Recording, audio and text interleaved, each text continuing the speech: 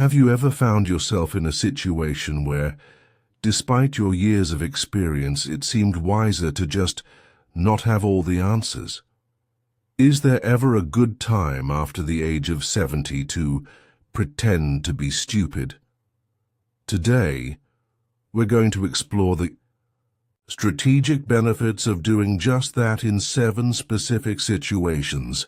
This approach can be a clever way to preserve your dignity, maintain peace, and manage your relationships more effectively as you navigate the later years of life. If you're intrigued by how pretending not to know can actually be a sign of deeper wisdom and emotional intelligence, then this video is for you. As we dive into each scenario, think about your own experiences. Have you ever found peace in simply not engaging, or in choosing not to display all your cards? Let us know in the comments below as we go along. We value your insights and stories, and they enrich our discussion. So sit back, relax, and let's uncover the wisdom in choosing when to know when to share, and when to perhaps play dumb. Don't forget to like, share, and subscribe if you find this discussion enlightening. Now, without further ado, let's delve into the first of these 7 situations. When you reach a certain stage in life, particularly after 70, you might notice that your family starts making decisions on your behalf. These decisions can range from your health care to your finances, and even to daily living arrangements. It's understandable that these actions often stem from a place of love and concern, but it can leave you feeling sidelined, as though your voice and opinions no longer carry the weight they once did. Instead of responding with immediate frustration or insisting on your involvement, consider the strength that can be found in restraint. By taking a step back and choosing not to react right away, you give yourself the opportunity to assess the situation more fully. Ask yourself, are their actions truly coming from a place of care, or is there a misunderstanding about what you need and want? In these moments, it can be incredibly effective to pretend to be stupid, or in other words, to act as though you're unaware of the oversight. This approach allows you to observe more carefully and engage in a way that might be more reflective and less confrontational. For instance, instead of accusing family members of taking control, you could start a conversation by expressing appreciation for their concern, followed by a gentle reminder that you would like to be involved in discussions about your life. You might say, "I see that you're looking out for me and I appreciate it. Let's sit down together next time a decision needs to be made. I have some thoughts I'd like to share." This method not only preserves family harmony, but also reinforces your role as a respected and integral member of the family unit. It demonstrates your wisdom in handling sensitive situations without escalating tensions. Over time, this can lead to a deeper mutual respect and understanding, as your family members begin to recognize and value your desire for autonomy paired with your wisdom. Additionally, practicing this kind of strategic non-engagement helps you to conserve your emotional energy. As we age, it becomes increasingly important to choose our battles wisely. Not every decision requires a confrontation. Sometimes, the act of appearing less aware or less concerned can give you the upper hand, allowing you to influence the situation more subtly and effectively. To engage our audience further, think back to a time when you might have taken a step back in a family decision. How did it affect the outcome? Did it lead to a better understanding? Or do you wish you had approached it differently? Please share your experiences in the comments below. By adopting this approach, you're not giving up your power. Rather, you're channeling it in a way that promotes peace and respect. This doesn't just benefit you, it sets a positive example for how conflicts can be resolved with grace and maturity. Now let's move on to another common situation where it might be advantageous to pretend to be stupid, dealing with being underestimated. Shall we continue? It's a common scenario as we age.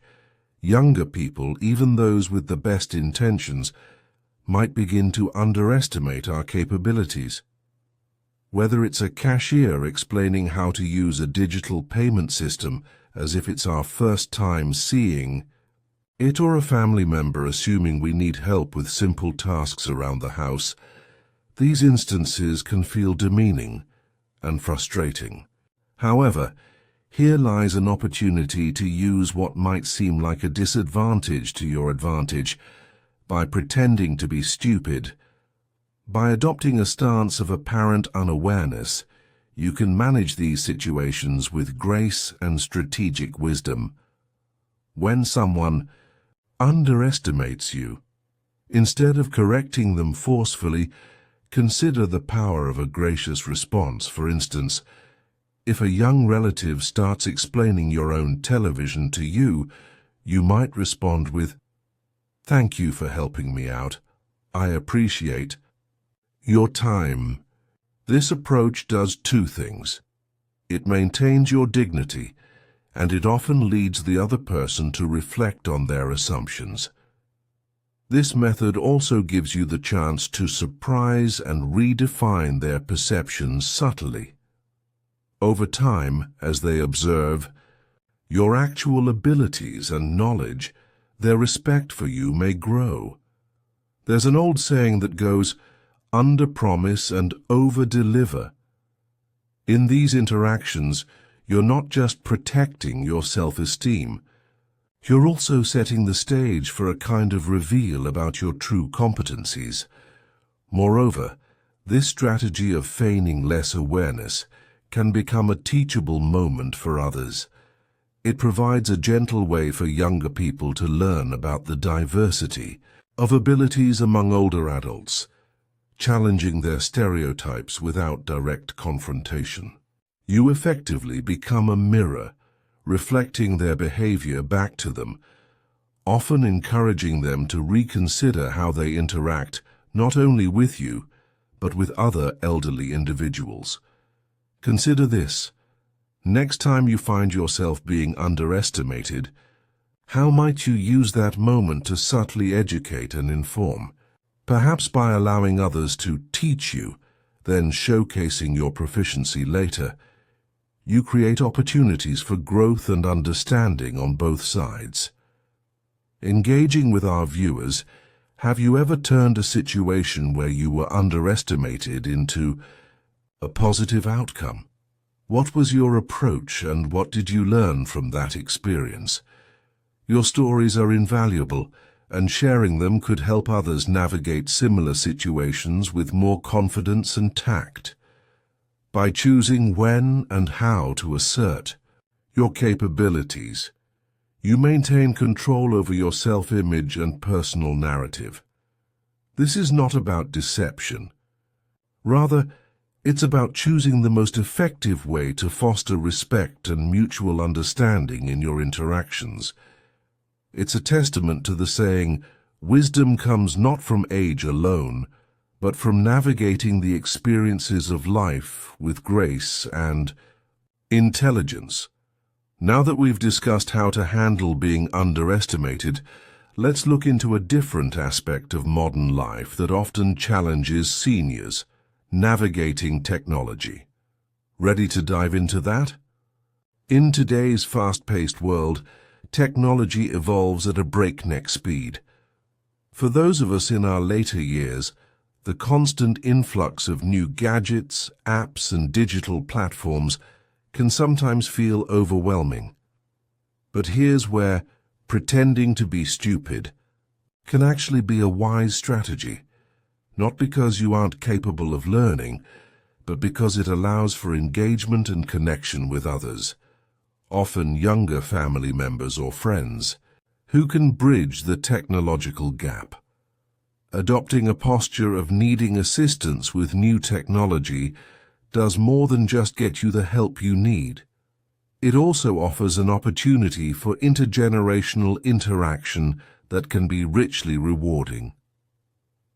When you ask a grandchild to show you how to use a new app, or to explain what the latest update on your smartphone does, you are giving them a chance to teach and feel valued. This can deepen bonds and enhance mutual respect and understanding. Consider this approach. The next time you encounter a new piece of technology, instead of struggling alone or immediately showing proficiency, invite someone younger to assist. Say something like, "I heard you talking about this new feature the other day. Could you show me how it works?" This not only gets you the help you might need, but also makes the helper feel useful and appreciated. Moreover, by allowing yourself to be taught, you open up to learning in a way that reduces stress and increases enjoyment. Technology should enhance your life, not become a source of frustration. Embracing it with a sense of humor and patience can transform your experience from one of isolation to one of inclusion. This strategy also subtly shifts the dynamic of how elderly people are perceived in relation to technology. Instead of being seen as out of touch, you position yourself as adaptable and open, qualities that defy ageist stereotypes. It's about showing that your willingness to learn continues, unabated by age, and that you can adapt to changes while still enjoying the essence of life. To our viewers, think about a time when you turned learning a new technology into a fun and engaging experience. How did it change your relationship with the person who helped you? Sharing these moments can inspire others to see the learning process as a door to connection rather than a barrier. As we navigate the waters of modern technology, let us remember that it's not about mastering every new tool, but about how we integrate these tools into our lives to enhance our connections and experiences. Let's now explore how to respond to criticism, another area where pretending to be stupid can be surprisingly powerful. Shall we continue? As we advance in age, we often find ourselves facing criticism, whether it's about our lifestyle choices, the way we manage our time, or even how we interact with technology. It's natural to want to defend ourselves. After all, our choices reflect decades of experience. However, choosing to pretend to be stupid in the face of criticism can be a sophisticated strategy to preserve inner peace and maintain control over our emotional responses. When we face criticism, especially from younger generations or peers who may not fully appreciate our life's context, responding with a simple, "Oh, I hadn't thought of it that way," or "That's an interesting point, I'll consider it," can defuse potential conflict. This approach doesn't mean you agree with the criticism or that you'll change your behavior. It simply means you're choosing not to escalate the situation. By appearing to take their point seriously, you acknowledge the critic without giving their words the power to upset or dictate your actions. This strategy serves multiple purposes. Firstly, it conserves your emotional energy. Engaging deeply with every critique can be exhausting and unproductive, especially if you're secure in your choices and lifestyle. Secondly, it gives you time to consider whether there's any merit to the criticism without the pressure of an immediate rebuttal. More often than not, after some reflection, you'll find that you can either dismiss the critique with peace or extract something useful from it on your own terms. Moreover, this approach can lead to a decrease in the frequency of criticism you face. When critics see that their words don't provoke a defensive reaction, they're often less motivated to criticize in the first place. This can lead to more harmonious interactions and a quieter life. To our viewers, reflect on a moment when you responded to criticism with calmness and non-engagement. How did it change the outcome of the conversation? Did it alter your relationship with the person who criticized you? Sharing these experiences can be incredibly powerful for others who struggle with similar situations. Finally, adopting a posture of curiosity rather than defensiveness can transform criticism from a threat to an opportunity for growth. It shows a remarkable strength of character to remain composed and gracious when facing potentially hurtful remarks. As we wrap up this section, remember that the ability to respond to criticism with grace is a sign of deep self-confidence and maturity. It's a testament to knowing who you are and being comfortable with your life choices. Next, we'll explore how to handle political and belief-based arguments, another area where pretending to be stupid can maintain peace and promote understanding. Ready to dive into that? Discussions about politics, religion, or deeply held beliefs are often charged with passion and can escalate into intense arguments, especially in a family setting or among friends.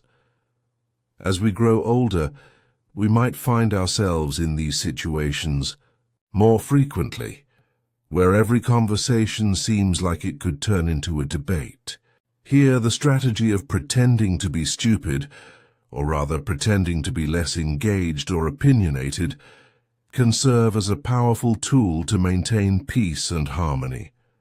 When a political or ideological discussion heats up, instead of jumping in with your point of view, consider saying something like, "You all have strong opinions on this and I appreciate your passion." This kind of response acknowledges the discussion without committing you to a particular stance.